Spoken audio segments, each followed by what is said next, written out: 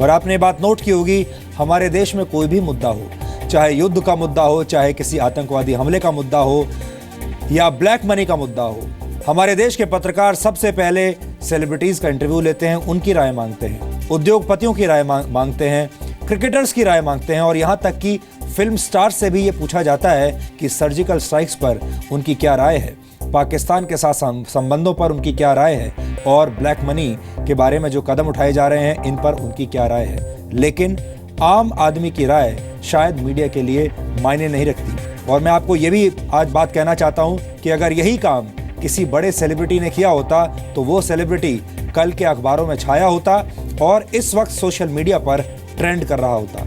लेकिन पाठक जी कभी ट्रेंड नहीं करेंगे क्योंकि पाठक जी को आप सेलिब्रिटी मानते ही नहीं। लेकिन हमारा ऐसा मानना है कि ये आम लोग, ये महान लोग हैं, ये बहुत ईमानदार लोग हैं और यही इस देश के असली सेलिब्रिटीज हैं और इनका नमन करना चाहिए। अब डीएनए में हम रोचक जानकारियों से भरपूर आपके लिए ज्ञानवर्धक विश्लेषण करेंगे और उस विश्लेषण का रिश्ता एटीएम से है।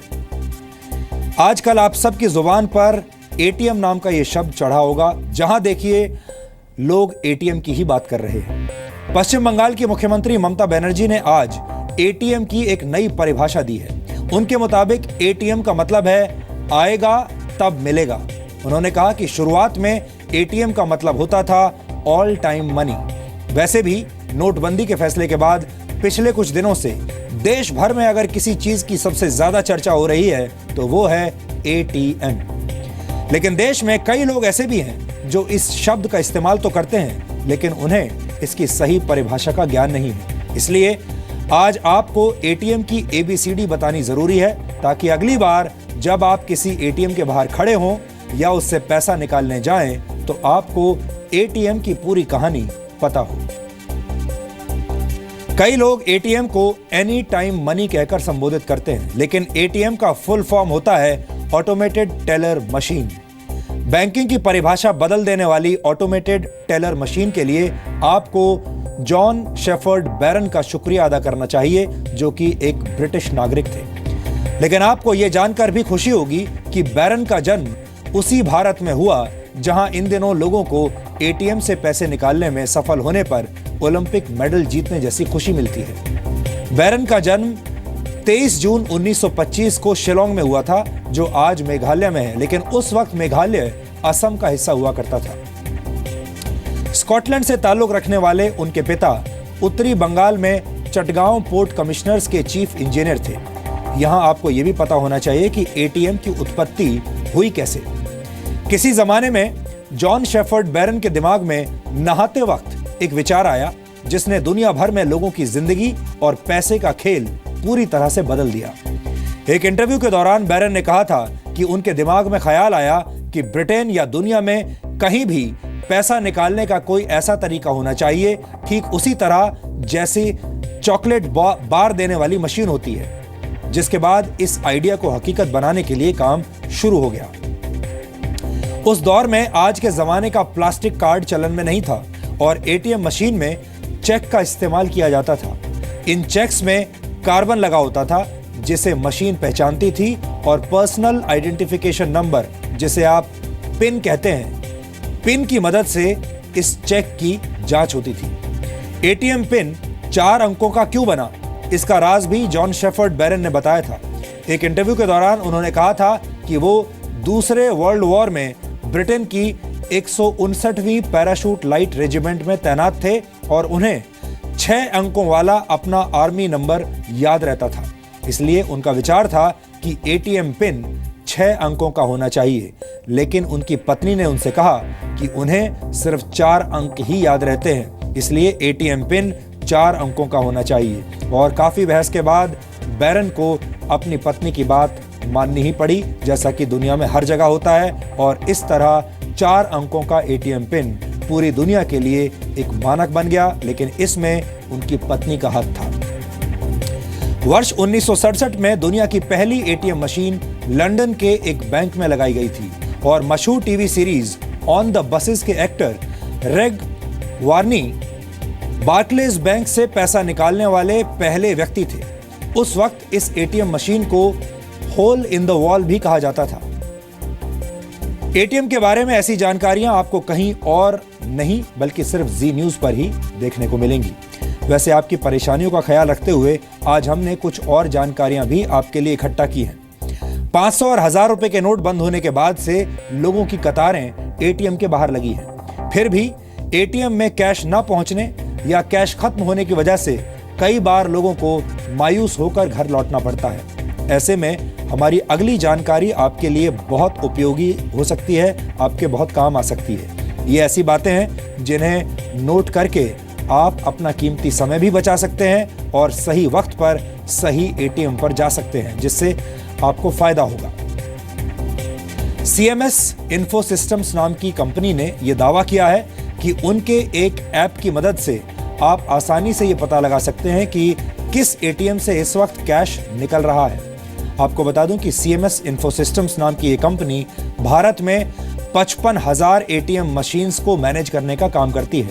इस कंपनी की एटीएम फाइंडर नाम की सर्विस का इस्तेमाल करके आप ये पता लगा सकते हैं कि आपके आसपास मौजूद किस एटीएम में कैश उपलब्ध है। हालांकि ध्यान देने वाली बात यह भी है कि इस ऐप की मदद से आप उन्हीं एटीएम्स के बारे में जानकारी हासिल कर सकते हैं जिन्हें CMS इन्फो सिस्टम्स नामक कंपनी मैनेज करती है।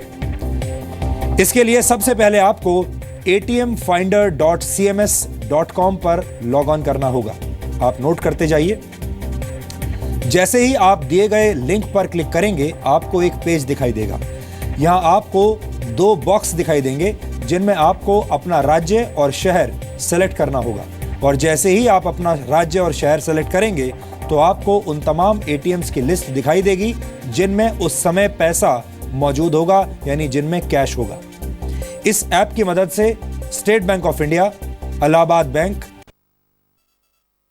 HDFC बैंक, कोटक महिंद्रा और ICICI बैंक के एटीएम्स की जानकारी आपको मिल सकती है। वैसे जिन लोगों को यह पता नहीं चल रहा कि उनके पास एटीएम कहां पर है, वो गूगल की मदद भी ले सकते हैं। गूगल ने अपने होम पेज www.google.co.in पर ही आपके लिए एक स्पेशल लिंक दिया है जिस पर क्लिक करके आप अपने आसपास मौजूद एटीएम्स को ढूंढ सकते हैं। गूगल के इस लिंक को आप सर्च बार के ठीक नीचे देख सकते हैं। यह डेस्कटॉप और मोबाइल ब्राउजर से एक्सेस किया जा सकता है और जैसे ही आप इसके ऊपर क्लिक करते हैं एक मैप खुलता है जिसमें एटीएम्स की लोकेशन मार्क कर दी जाती है। आप जिस किसी भी एटीएम पर जाना चाहते हैं उस पर आप क्लिक करें। इसके बाद आपको पता चल जाएगा कि एटीएम कितनी दूरी पर है और आपको वहां जाने में कितना समय लगेगा, और आप डायरेक्शंस पर क्लिक करेंगे तो उस एटीएम तक जाने का रास्ता भी आपको दिखाई देगा। लेकिन गूगल की इस सुविधा से आपको यह नहीं पता चलेगा कि उस एटीएम में कैश है या नहीं। हमारे देश में काले धन का जो एटीएम है वहां की लाइन में सबसे बड़ी संख्या हमारे देश के नेताओं की है, राजनीतिज्ञों की है। आप ये भी कह सकते हैं कि काले धन के सबसे बड़े कस्टमर हमारे देश के नेता ही हैं। इसलिए हमें राजनीति की दुनिया को भी साफ करना होगा और उस काले धन से मुक्त कराना होगा। और इसके लिए सबसे पहले चुनावों में इस्तेमाल होने वाले काले धन को नष्ट करना होगा। हालांकि ये बात हमारे बहुत सारे नेताओं को पसंद नहीं आएगी और हमारे देश के बहुत सारे नेता जो इस वक्त हमें देख रहे हैं वो भी शायद हमें कोस रहे होंगे। इसका तरीका आज हम डीएनए की शुरुआत में आपको बता चुके हैं। हमें लगता है कि अब वक्त आ गया है जब देश में चुनाव सरकारी खर्चे पर करवाए जाने चाहिए और उस खर्च की मॉनिटरिंग होनी चाहिए। 1000 रुपए और 500 रुपए के नोट को बंद करने का फैसला काले धन को खत्म करने की दिशा में सिर्फ एक पहला कदम है, लेकिन यहां खुश होकर रुक जाने की जरूरत नहीं है। इसके बाद चुनावों की प्रक्रिया में इस्तेमाल होने वाले काले धन को भी जड़ से खत्म करना होगा। अगर ये दूसरा क्रांतिकारी कदम नहीं उठाया गया तो पहला कदम भी बेकार हो जाएगा, यानी 500 और 1000 रुपए के नोट बंद करने का कोई फायदा नहीं होगा। इसलिए काले धन पर दूसरी सर्जिकल स्ट्राइक करने का वक्त भी अब आ चुका है। हमारे देश में कई ऐसे लोग हैं जो बहुत काबिल हैं, चुनाव लड़ना चाहते हैं, राजनीति में बहुत कुछ कर सकते हैं, लेकिन वो आम लोग हैं, उनके पास चुनाव लड़ने का पैसा नहीं है। लेकिन पैसों की कमी या फिर काला धन ना होने की वजह से ये तमाम लोग चुनाव की प्रक्रिया का हिस्सा कभी नहीं बन पाते, हिम्मत नहीं जुटा पाते कि वो चुनाव लड़ सकें। अगर काले धन पर दूसरी सर्जिकल स्ट्राइक हो गई तो फिर आम आदमी को चुनाव लड़ने का अधिकार भी सही मायने में मिल पाएगा और आपके सामने बेहतर नेता आएंगे, राजनीति में अच्छे लोगों का प्रवेश शुरू हो जाएगा।